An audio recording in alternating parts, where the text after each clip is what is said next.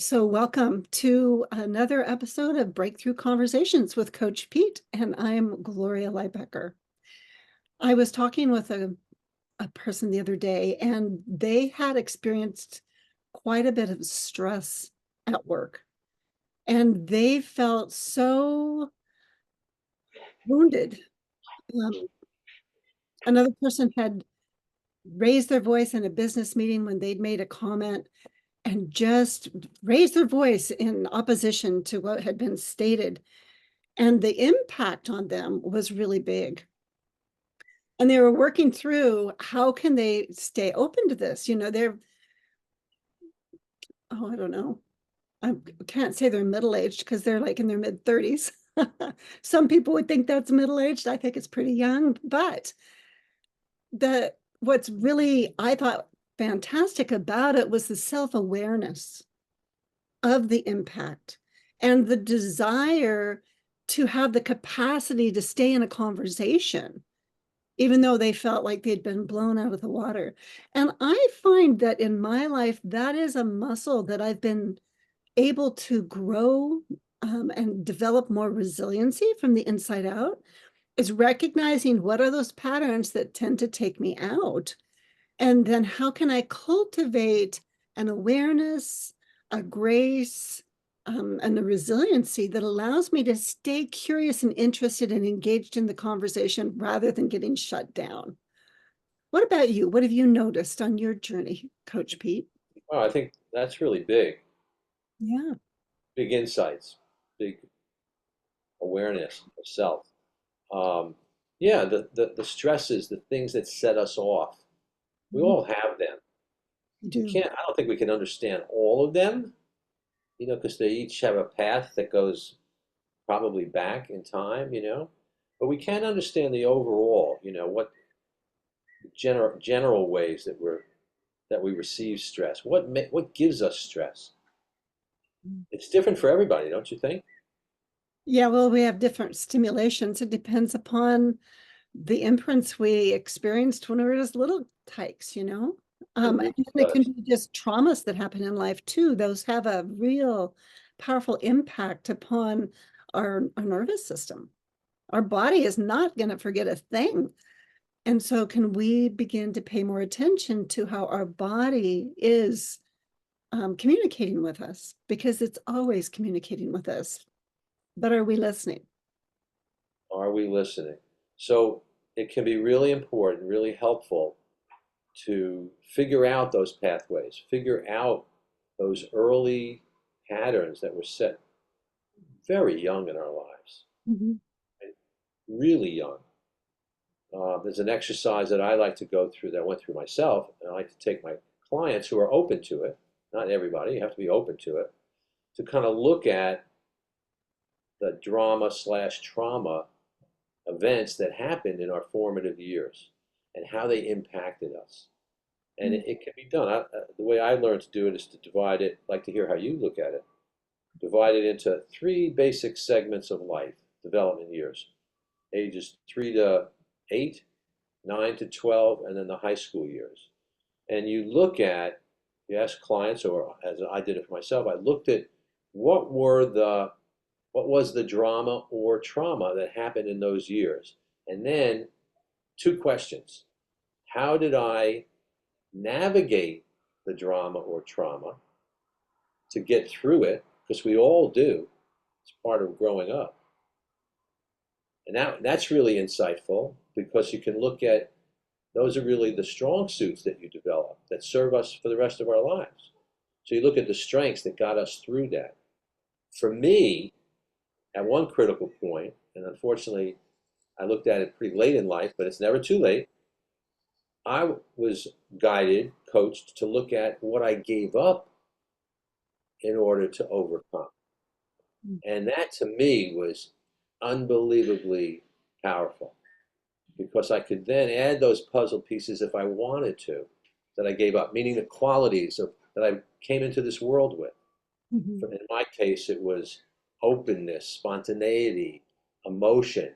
Well, I learned very on because of the trauma in my life to shut it down. And so I to learn that, then I could say, okay, I want some of that in my life. So that's been my practice ever since.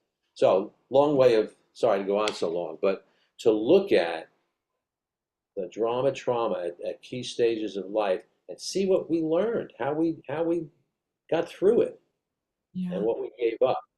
Because then we could, as adults, we can then practice free will and change if we want. But first, you have to look at it. Yeah, we need to be able to recognize it. That's true. And to recognize the truth, when we name that truth of what our experience has been and what we've made it mean, because many times the experiences that we've had, when we make it mean something when we're little, if we take the time to be with it and revisit it, it might not mean the same thing anymore. Then that can be one type of a shift of a change, to bring compassion and understanding to our younger selves. And then also to recognize I call them compensating strategies that we come up with, because we're very creative beings. All of us are very creative. And yet some of those creative compensating strategies, they're just not really working for us anymore.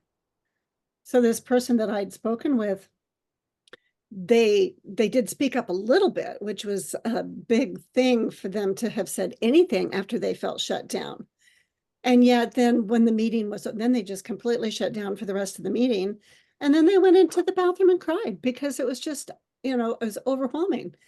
And in that instance, what I do is I celebrate those tears, because those tears being released the tears are releasing neurochemicals that had gotten stuck in the body years before from repeated experiences of that kind of big energy, somebody using a really loud voice and they shut down.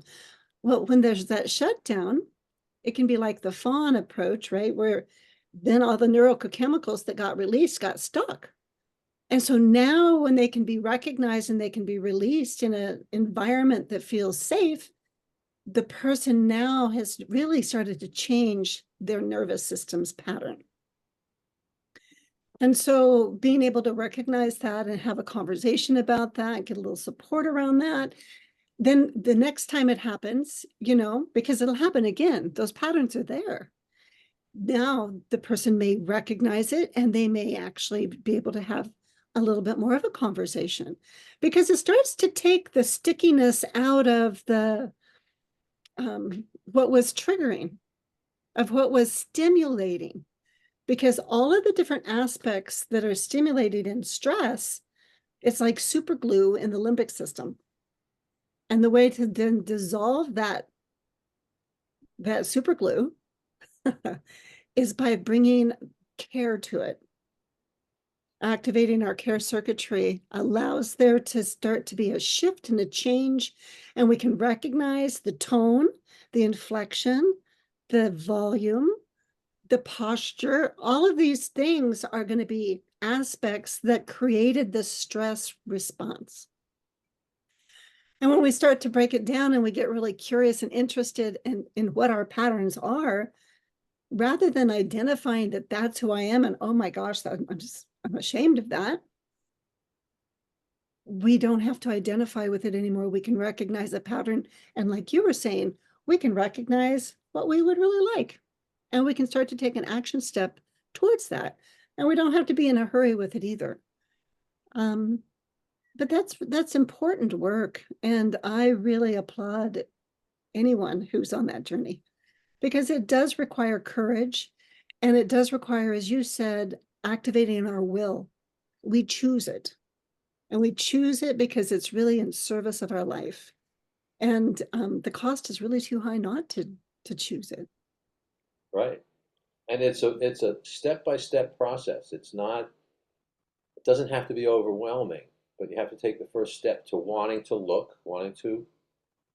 look at patterns, look at yourself, look at situations, look at the people around you that had major effect. Usually it's parents, but it doesn't have to be. The significant people that you contended with in some way that taught you how to navigate around that. Once you kind of open that up, then all of a sudden the insights come out. Oh my goodness. And you said something earlier that I just want to reinforce, that idea of crying, weeping. as wow, as a real positive thing instead of Mhm. something that closes us off. I had a client recently, not a young client, up there in years, who expressed to me in a text in between our session how she wept like she hasn't in years, and was really thankful that that happened. And that's from step by step. It's not a you just can't turn a switch. Um, and all those feelings and emotions and situations, they're all inside us. And to be able to look at it, we can begin to really understand ourselves. Yeah, that's important work. The more that we can understand ourselves, um, the more we can be in choice. I also want to acknowledge just briefly that with most men, that the tears, they're actually something that is felt from the inside, but many times there's not actual tears that will come down. And that's just because men are neurochemically made slightly differently than women. Not all, but many. And so when there's just that felt sense of tears, they have that same release of neurochemicals, which is really important to acknowledge. Now, there's a topic for another discussion.